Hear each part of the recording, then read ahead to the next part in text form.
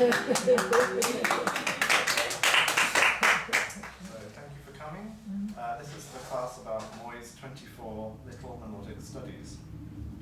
So why would we do a class on these seemingly easy studies, but they're not as easy as they seem? So why did Moyse write them? There are two stories about Moyse which I think answer these questions quite well. The first one, Moyse was practicing in his room upstairs, and his uncle, who was a cellist in the opera, shouted to Moyse, "Marcel, where's the beat?" So basically, where's the time signature, the meter? And so the basic grammar of music. So Moyse went away and wrote all these little studies to help us know which beat of the bar is most important. And the second story is about reaction. Moyse is reaction. And Moyse said, when I do something in my body, the flute, it reacts. So basically our body is an instrument, and when we do something, the result is the sound that comes out. So if you say ha, the air is passing through and making the air vibrate, and you hear it in your ear. That's the reaction. And we'll discuss that more, but another example is if you play the piano. Can you all hear this coming away shape? This is what we drew for this. So you start loud and gradually diminish to nothing. So we're going to talk about that a lot today, and it's one of the most useful things to know, because you can do pitch control, repeated notes, lively sound, articulation, how to start a note, how to end a note, and show the meter, the stress of the bar line. So it's very useful to know. So let's start with some basic exercises. So could you all get your flutes out?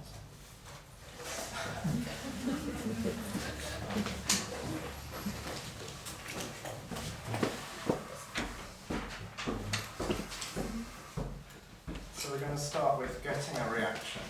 How do you get it? So we talked about the piano. In the piano we've got hammers that strike the string.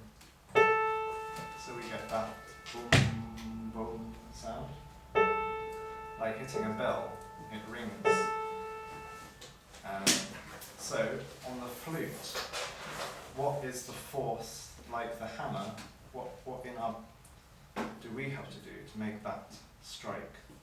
And it's the air, the release of the air that gives us that reaction. So if you can all try and say shh, shh, shh.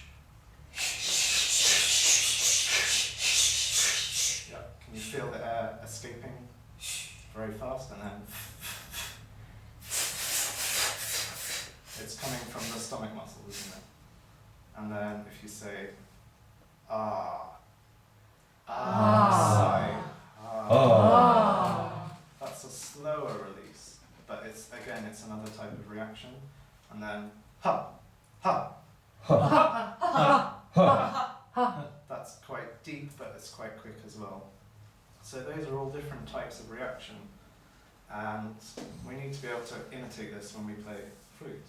So Unji's going to demonstrate when you just blow onto the flute, like loud to soft, like we did sing with our voice.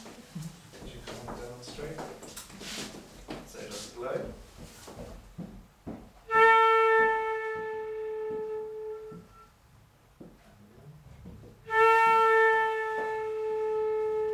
Does everybody hear what happens to the pitch? Yes.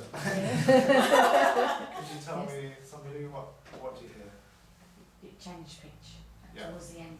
It went flatter or sharper? Yeah. So the pitch is dropping because the air just falls down and covers the mouth hole more. So we need to be able to correct that on the flute. Kiyoka is going to show us how covering the mouth hole changes the pitch.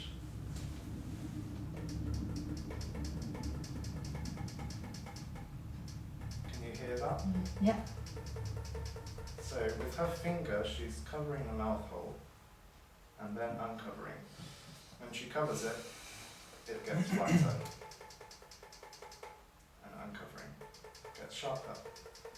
So obviously when we play, we can't use our finger to change the pitch, but we use our lower lip.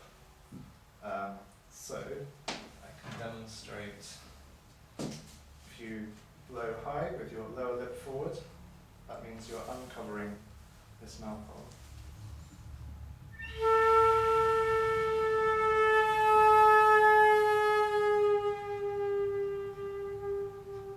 You can get very flat and then very sharp.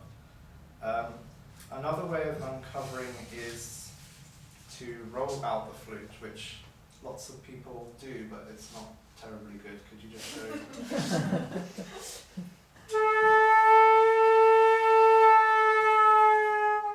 You can hear the pitch change, but if you've got a passage in a piece and you're just doing this all the time, it's going to get a bit annoying after a while. So another one that you shouldn't really do is move your head.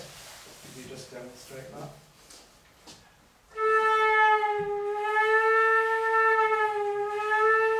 Yeah.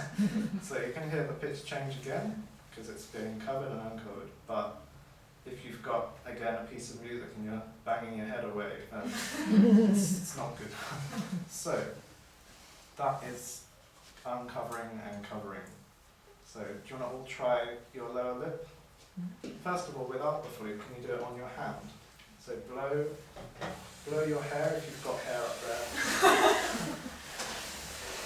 And then blow it down. Can you feel it on your hand going up and down? Can you all feel that? So that's what you have to do on the flute, just blow it up.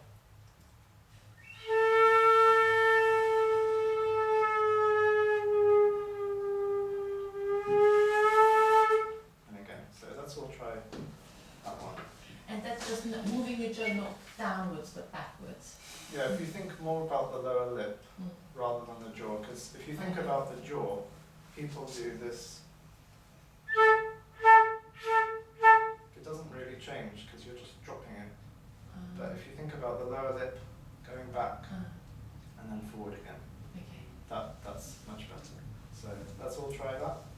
Sharp, really sharp. Let's pick an A or something. 1, 2, 3.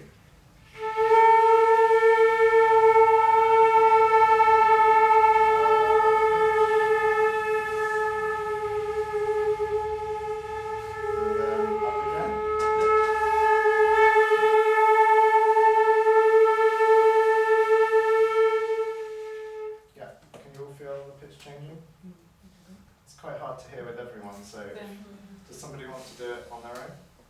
Nikki? I'm not very good at doing it. Oh, that's fine. Oh. So I cleaned my flute this morning, so maybe I won't. Take another one.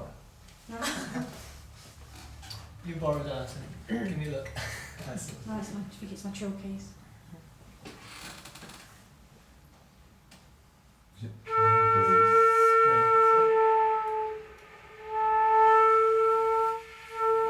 Could you come up here to just so everyone can see? I just want everyone to see how you're changing How bad? the pitch. No, it's good. How good you are.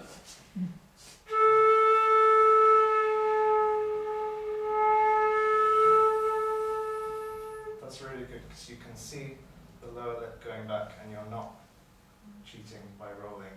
So that's really good. If you find that you're not getting as much pitch change as you want, it might mean your lips are a bit tight. And if they're tight, if everyone tries to do this again with tight lip, Yeah, it doesn't You move. can't go that far. It doesn't go down enough. And up's okay, but down, Yeah. and the air doesn't travel evenly. So that's a good thing to think about. It's just relaxing the lips.